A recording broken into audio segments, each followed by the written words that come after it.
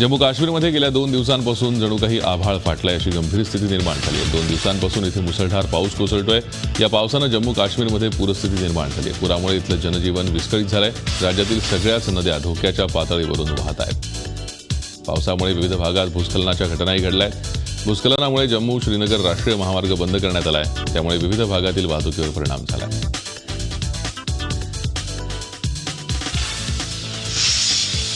गोरक्षेच्या नावाखाली गुंडगिरी करणाऱ्यांवर टीका केल्यानंतर आता पंतप्रधान नरेंद्र मोदींनी दलितांवर अत्याचार करणाऱ्यांना लक्ष्य केलंय।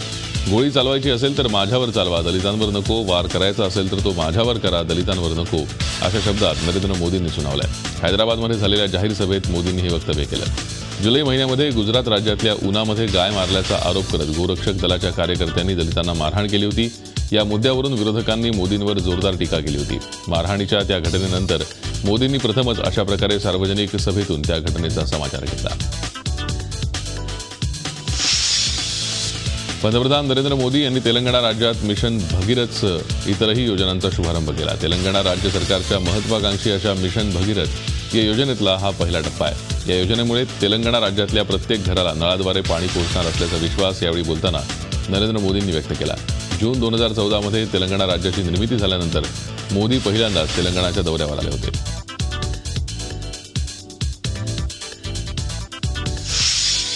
गुजरातचे नवे मुख्यमंत्री म्हणून विजय रुपानी यांनी शपथ घेतली। गांधीनगरमध्ये झालेल्या शपथविधी सोहळ्यात राज्यपाल ओ.पी. कोहली यांनी त्यांना पद आणि गोपनीयतेची शपथ दिली। भाजपचे राष्ट्रीय अध्यक्ष अमित शहा, केंद्रीय अर्थमंत्री अरुण जेटली, ज्येष्ठ नेते लालकृष्ण अडवाणी, गुजरातच्या माजी मुख्यमंत्री आनंदीबेन पटेल आणि इतर मान्यवर यावेळी उपस्थित होते। यावेळी नितीन पटेल यांनीही उपमुख्यमंत्रीपदाची शपथ घेतली। त्यांच्यासहित इतर मंत्र्यांनीही शपथ घेतली। आनंदीबेन पटेल यांनी मुख्यमंत्रीपदाचा राजीनामा दिल्यानंतर विजय रुपानी यांची मुख्यमंत्रीपदी निवड करण्यात आली। आसामचे मुख्यमंत्री सर्बानंद सोनोवाल यांनी कोक्राझारमध्ये जाऊन घटनास्थळाची पाहणी केली। शुक्रवारी इथल्या बाजारपेठेत दहशतवाद्यांनी अंधाधुंद गोळीबार केला होता। या हल्ल्यात 14 जण ठार झाले होते। नागरिकांच्या सुरक्षेसाठी आपलं सरकार कटिबद्ध असल्याची ग्वाही यावेळी बोलताना मुख्यमंत्री सोनोवाल यांनी दिली। त्याचवेळी या हल्ल्याला जबाबदार असलेल्यांवर कठोर कारवाईचं आश्वासन त्यांनी दिलं। केंद्र सरकारनं लागू केलेल्या 7व्या वेतन आयोगाचा फायदा विशेष करून निवृत्त केंद्र सरकारी कर्मचाऱ्यांना होणार आहे। 7व्या वेतन आयोगामुळे तब्बल 50 लाख निवृत्त केंद्र सरकारी कर्मचाऱ्यांच्या निवृत्ती वेतनात चांगलीच वाढ होणार आहे। निवृत्ती वेतनातली ही वाढ थोडी नसून सुमारे 157% असणार आहे।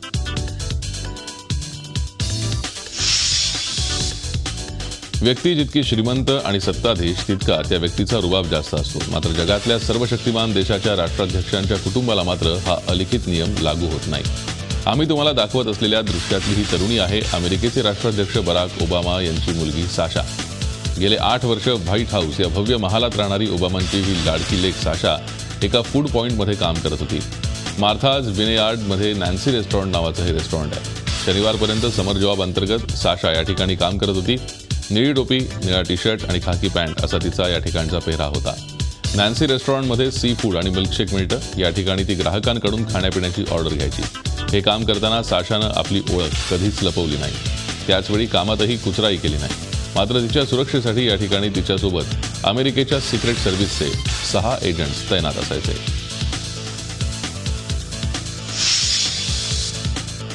आता आम्ही तुम्हाला दाखवतोय जगातलं सगळ्यात मोठं सिगार। क्युबाचे सिगार एक्सपर्ट जोस कास्टलर जगातलं सगळ्यात मोठं सिगार बनवत आहेत। हे सिगार जवळपास 100 मीटर लांब असेल। याची गिनीज बुक ऑफ वर्ल्ड रेकॉर्डमध्ये नोंद करण्याचा कास्टलर यांचा प्रयत्न आहे। याआधी 5 वर्षांपूर्वी जोस कास्टलर यांनीच 81.8 मीटर लांबीचा सिगार बनवला होता।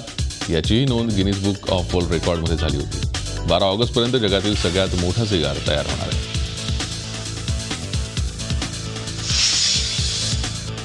अमेरिकेच्या शिकागोत एका कृष्णवर्णियाची हत्या झाल्यानंतर त्याचे पडसाद उमटण्यास सुरुवात झाली आहे। संतप्त नागरिकांनी या प्रकरणी पोलीस मुख्यालयासमोर निदर्शनं केली। कृष्णवर्णियाच्या हत्येप्रकरणी पोलिसांना जबाबदार धरलं जात आहे। या प्रकरणाचा व्हिडिओ देखील समोर आला आहे। दुबईत एका निर्माणाधीन बहुमजली इमारतीला आग लागली। ही आग विझवण्यासाठी अग्निशमन दलाच्या जवानांना शर्थीचे प्रयत्न करावे लागले। या दुर्घटनेत कोणतीही जीवितहानी झालेली नाही।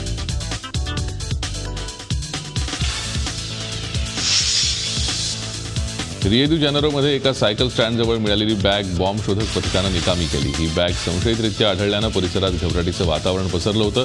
मात्र ही बॅग पुन्हा प्रेक्षकाची राहिली असल्याचा अंदाज व्यक्त केला जातोय। प्रोटोकॉलनुसार ही बॅग निकामी करण्यात आली आहे.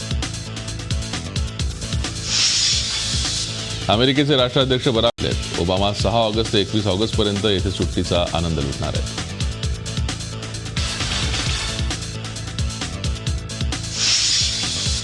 चीनच्या युनान भागातील तायोवान गावात निडा वादळामुळे पूरस्थिती निर्माण झाली आहे. या वादळामुळे जागोजागी पाणी साचलंय, रस्ते पाण्याखाली गेलेत. एका स्थानिकानं घेतलेल्या व्हिडिओत गावातील रस्ते पाणी साचल्यानं तलावासारखे दिसत आहेत.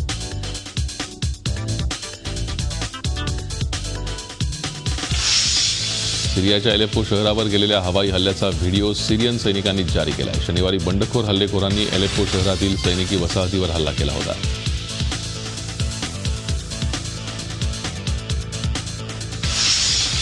फ्रान्सच्या रोएन शहरातील एका बारमध्ये लागलेल्या आगीत 13 जणांचा मृत्यू झालाय, तर 6 लोक गंभीररित्या जखमी झालेत. बर्थडे केकवर लावलेल्या मेणबत्तीमुळे ही आग लागली. केक जमिनीवर पडला आणि मेणबत्तीमुळे कार्पेटला आग लागली. रशियाच्या वायुसेनेनं एव्हीआय रायडर्स 2016 कॉन्टेस्टमध्ये सहभाग घेत थरारक प्रात्यक्षिकं केली. या कार्यक्रमात 70 जेट्स, बॉम्बर्स आणि हेलिकॉप्टरनं सहभाग घेतला.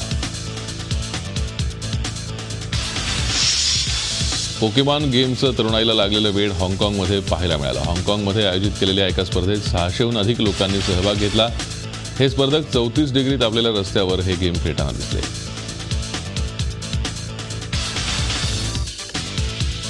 जिल्ह्यात पावसानं उघडीप दिल्यानं कोल्हापूरकरांना थोडा दिलासा मिळाला आहे. मात्र पंचगंगा नदीनं 44 फूट 7 इंच इतकी म्हणजेच धोक्याची पातळी ओलांडली आहे. शनिवारी रात्री उशिरा पंचगंगेची दुसऱ्यांदा मच्छीमारी झाली आहे. खबरदारीसाठी एनडीआरएफची एक तुकडी कोल्हापुरात दाखल झाली आहे.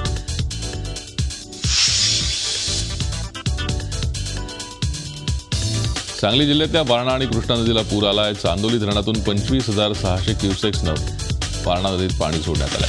त्यामुळे शिराळा तालुक्यातले 5 पूल आणि 3 बंधारे पाण्याखाली गेले आहेत. तर कोयना धरणातूनही पाण्याचा विसर्ग सुरू असल्यानं सांगलीत कृष्णा नदीची पाणी पातळी 34 फुटांवर पोहोचली आहे. कोयना धरणाचे 6 वक्री दरवाजे 3 फुटांनी उघडले असून कोयना नदीत प्रतिसेकंद 17,100 क्युसेक्स पाण्याचा विसर्ग होतोय. यामुळे कोयना आणि कृष्णा नदीच्या पाणी पातळीत प्रचंड वाढ झाली आहे. यामुळे प्रशासनानं सातारा आणि सांगली जिल्ह्यातील कोयना तसंच कृष्णा नदीकाठच्या 278 गावांना सतर्कतेचा इशारा दिला आहे.